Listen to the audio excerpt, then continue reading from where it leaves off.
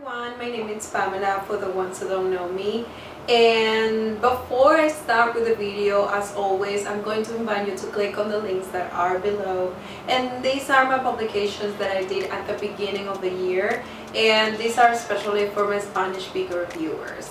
And well, no further say, I would like to talk about this word that it's procrastination and why it is so harmful.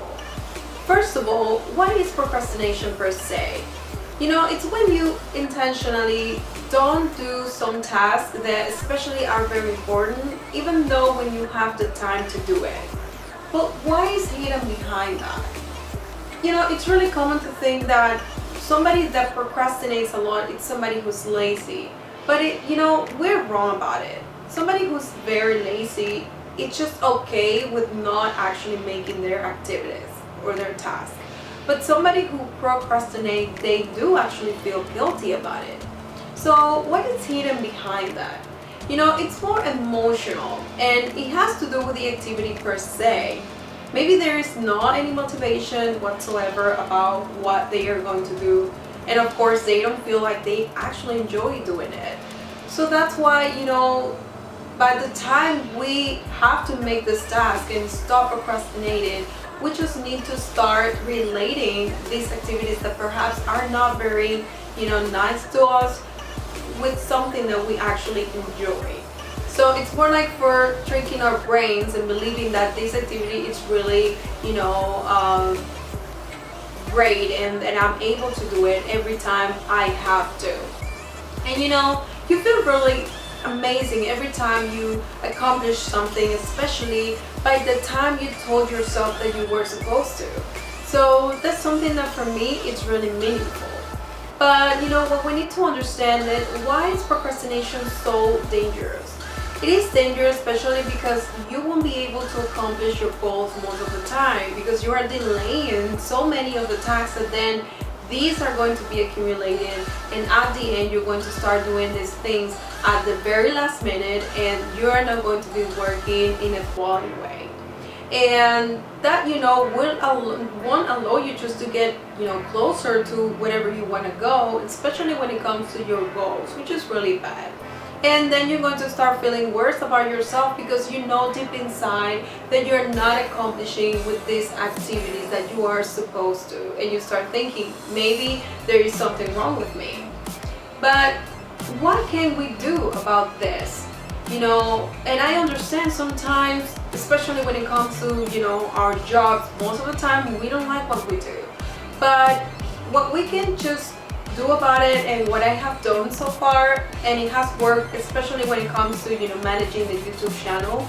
It's quite difficult. Somebody who has their own businesses, that you have to do something every single day, it takes a lot of energy, and sometimes you just don't feel with the energy to actually do it.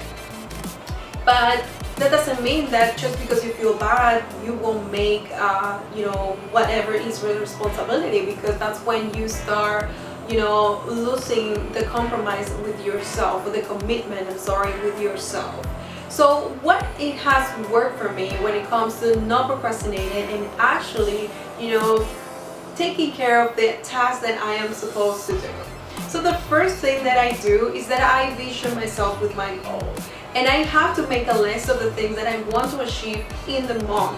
And I do it like that because then I do goals or small goals during the week. And in the week then I just divide them in the day. And why is this so necessary to do it? Because then you just have a view of what is it that you want to achieve. And sometimes when we don't make any planning about our days or about what we want to do, who we want to be within a time, then that's when we just live the day by day, but we don't actually take advantage of our time. So what I have worked for me is that, like, what do I want to do or what do I want to achieve in a month? So I start making the plans according to this goal, and I plan in the month, and then I say, okay, so how do I manage just to get there? Well, every single day I have my schedule about the things that I have to actually do in order for me just to get there. And managing my YouTube channel is one of them. every single Wednesday, for example, I record the videos, and sometimes I feel like I don't want to do it. I prefer just to watch TV. But then I say to myself, how are you gonna feel if you're just being irresponsible to your viewers, and then you're not recording the videos, and then you're not posting on Fridays? So that won't allow your channel to grow if you're not consistent with the activities that you do. So that's why it's so important for you just to have very clear what is it that you want, so you can create.